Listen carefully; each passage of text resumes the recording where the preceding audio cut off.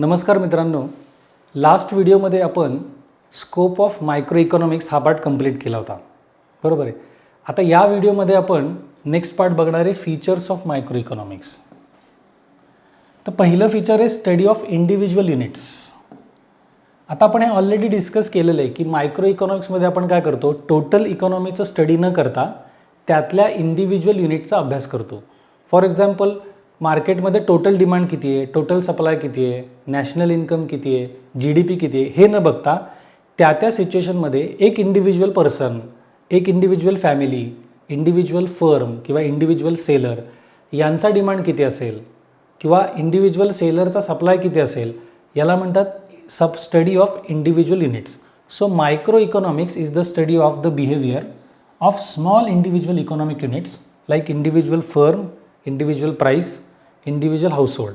म्हणजे ओव्हरऑल समजा आत्ता इन्फ्लेशन वाढलं आहे किंवा इन्फ्लेशन आहे, महागाई वाढली, तर त्या केसमध्ये प्रत्येक कमॉडिटीच्या प्राईसमध्ये किती चेंज झाला आहे, किती पर्सेंटेजमध्ये इन्क्रीज झाला आहे, 10 वर्षांपूर्वी किती होती, 2 वर्षांपूर्वी किती होती, कोरोनाच्या काळाच्या पूर्वी किती होती, आत्ता किती आहे, एक्सपेक्टेड राईज किती आहे, हे सगळं आपण काय म्हणतो, study of individual units. This is the first feature. Second part आपण बघणार आहे प्राईस थेअरी. आता हा पार्ट पण आपण स्कोपमध्ये ऑलरेडी डिस्कस केलेला आहे. इट डील्स विथ डिटर्मिनेशन म्हणजे डिसाईड करणं of the prices of goods and services as well as factors of production.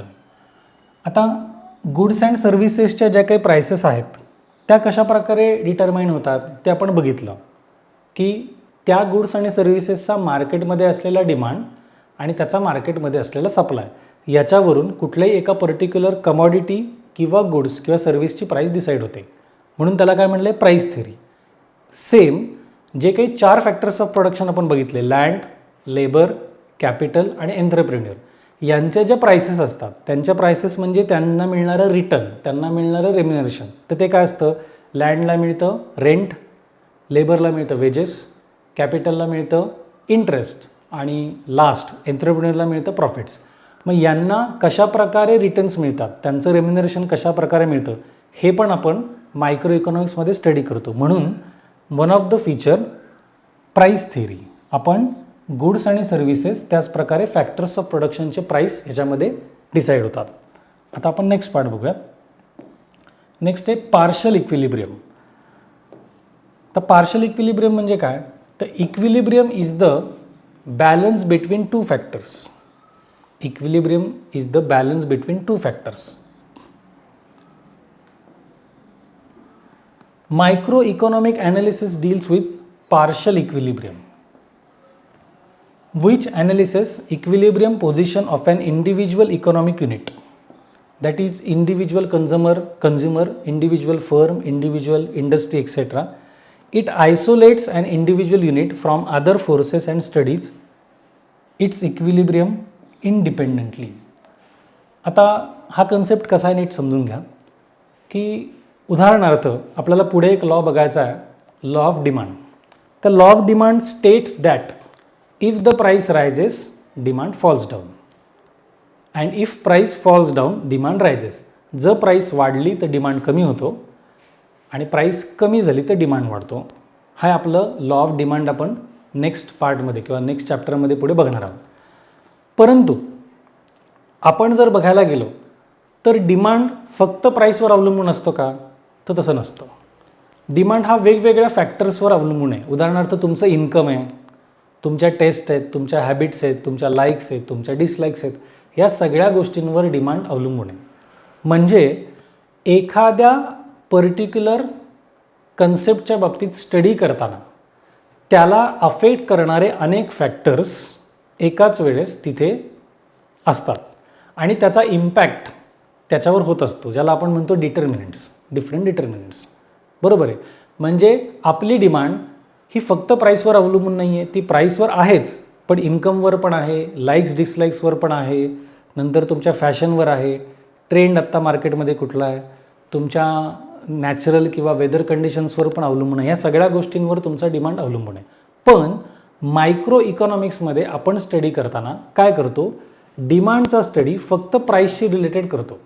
म्हणजे बाकीचे जे फॅक्टर्स आहेत त्याच्यापासनं आपण डिमांडला पूर्णपणे बाजूला काढले आणि एका कुठल्या तरी एका कन्सेप्टशी आपण त्याच्याशी फक्त रिलेट करतो. म्हणून त्याला म्हटलंय की it isolates an individual unit from other forces. बाकीच्या सगळ्या गोष्टी बाजूला ठेवून फक्त एकाच गोष्टीचा स्टडी करणं, एकाच गोष्टीशी रिलेट करणं, त्याला म्हणतात पार्शल इक्विलिब्रियम. एकाच बाजूने विचार करून इक्विलिब्रियम फाइंड आउट करणं, त्याला म्हणतात पार्शल इक्विलिब्रियम.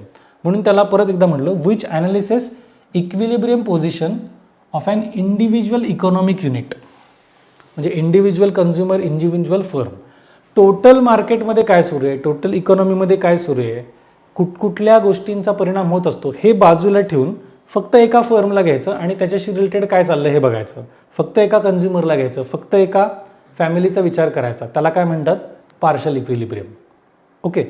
आणि ह्याच्या अपोजिट जो पार्ट असतो तो असतो मॅक्रो इकॉनॉमिक्समध्ये.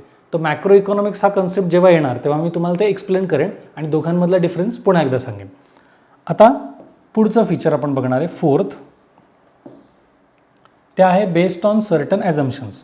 हा फार इम्पॉर्टंट पार्ट, की कुठलाही मायक्रो इकॉनॉमिक्समधला लॉ असेल कुठलाही, तर तो सर्टन ॲझम्पशन्सवर बेस्ड असतो. Micro economics begins with the fundamental assumption other things remaining constant. त्याला सेटेरिस पॅरिबस पण म्हणतात. सेटेरिस पॅरिबस त्याचा अर्थ काय असतो, other things remaining constant, such as perfect competition, laissez faire policy. हे मी तुम्हाला एक्सप्लेन करतो काय असतं. Pure capitalism, full employment etcetera. These assumptions make the analysis simple. हा ना खूप मोस्ट इम्पॉर्टंट पार्ट आहे, की प्रत्येक इकॉनॉमिक लॉ मायक्रो इकॉनॉमिक्सचा हा सर्टन ॲझम्पशन्सवर बेस्ड आहे. सो ॲझम्पशन्स म्हणजे काय, तर अशा काही सर्टन कंडिशन्स आहेत, अशा काही सर्टन सिच्युएशन्स आहेत, त्या सिच्युएशन्स जर ॲप्लिकेबल केल्या तर आणि तरच तुमचा मायक्रो इकॉनॉमिक्समधले लॉ प्रूव्ह होऊ शकतात.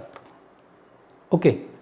आता हे असं ॲझ्युम का केलेलं आहे, कारण आपल्याला माहिती आहे की economics is a social science. ते सोशल सायन्स आहे आणि सोशल सायन्सेसमधले जे काही लॉज असतात, बरोबर आहे, किंवा इकॉनॉमिक्समधले जे काही लॉज आहेत ते कशाशी रिलेटेड आहेत, it is related to human behaviour. And human behaviour is changing, uncertain. म्हणजे एखाद्या सिच्युएशनमध्ये एखादं पर्सन किंवा ग्रुप ऑफ पर्सन हे काय रिॲक्ट होतील हे आपण सांगू शकत नाही आणि तसंच ते काळानुसार बदलत पण जातं.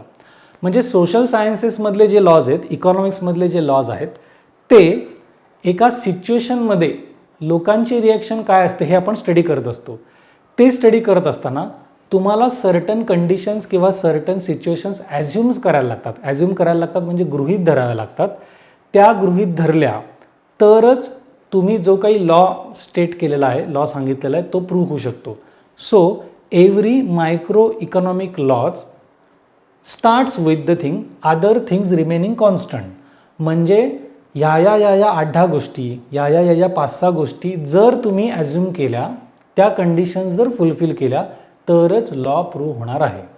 म्हणून त्याची सुरुवात होते अदर थिंग्स रिमेनिंग कॉन्स्टंट किंवा अदर थिंग्स रिमेनिंग सेम, त्याला म्हणतात सेटेरिस पॅरिबस. मग बऱ्याच वेळा एक ॲझम्पशन असं असतं की लेझी फेअर पॉलिसी. तर लेझी फेअर पॉलिसी याचा अर्थ असा असतो, नो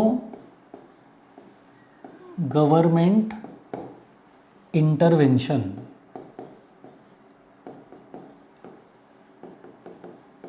नो गव्हर्मेंट इंटरव्हेन्शन याचा अर्थ मार्केटमध्ये जो काही डिमांड फोर्स आहे आणि सप्लाय फोर्स आहे त्याच्यानुसार त्या कमॉडिटीची किंवा सर्व्हिसची प्राईस ठरवू देत. ह्याच्यात गव्हर्नमेंट कुठल्याही प्रकारचा इंटरफिअरन्स करणार नाही. That is called as laissez faire policy, no government intervention. For example, मगाशी जसं आपण म्हणालो की समजा एक कमॉडिटी घेतली, आपण घेऊयात की समजा ओनियन आहे, तर ओनियनला कांद्यांना काहीतरी एक डिमांड आहे मार्केटमध्ये, टोटल डिमांड आहे आणि मार्केटमध्ये एक टोटल सप्लाय आहे. मग टोटल डिमांड आणि टोटल सप्लाय यांच्या इंटरॅक्शनने जी काही प्राईस डिसाईड होईल ती होते, त्याच्यात गव्हर्नमेंट काहीतरी इंटरव्हेन्शन करणार नाही.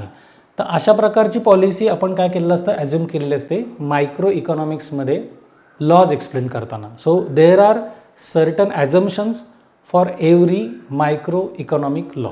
ओके. तर आपण हे पहिले 4 ॲझम्पशन्स या ठिकाणी बघितलेत. राहिलेले 4 ॲझम्पशन्स जे आहेत ते आपण आपल्या नेक्स्ट व्हिडिओमध्ये बघितलेले आहेत. तुम्हाला हा व्हिडिओ आवडला असेल तर नक्की सगळ्यांनी लाईक करा, तुमच्या फ्रेंड्सला शेअर करा, सबस्क्राईब करा.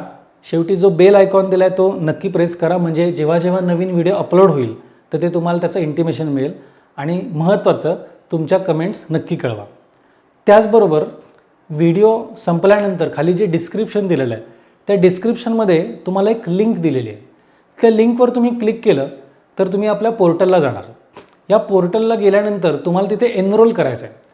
हे केल्याने तुम्हाला काय मिळणार की ज्या पद्धतीने आत्ता तुम्ही हा व्हिडिओ बघताय तशाच पद्धतीने अगदी सोप्या लँग्वेजमध्ये तुम्हाला हे सगळे कन्सेप्ट्स आपण क्लिअर केलेले आहेत. पूर्ण 12वी इकॉनॉमिक्सचा सिलेबस आपण अशाच प्रकारे छोट्या छोट्या व्हिडिओजमध्ये तुम्हाला एक्सप्लेन केलेला आहे. हे तुम्ही क्लिक केल्यानंतर, एनरोल केल्यानंतर तुम्हाला हा पूर्ण कोर्स 12th इकॉनॉमिक्स हा पूर्ण कोर्स एकदम रिजनेबल फीजमध्ये आपण अवेलेबल करून दिलेला आहे. याचा उद्देश असा आहे की तुमचा वेळ वाचावा, तुम्ही तुमच्या सोयीने तुमच्या वेळेप्रमाणे कधी पण हा अभ्यास करू शकाल आणि कमीत कमी फीजमध्ये चांगल्या प्रकारे शिक्षण घेऊ शकाल, म्हणून आम्ही हे व्हिडिओज तयार केले आहेत. त्यामुळे नक्की खाली दिलेल्या डिस्क्रिप्शनमध्ये जी लिंक आहे त्या लिंकवर क्लिक करा आणि एनरोल करा. बाकीचा जो पार्ट आहे तो आपण नेक्स्ट व्हिडिओमध्ये बघूया.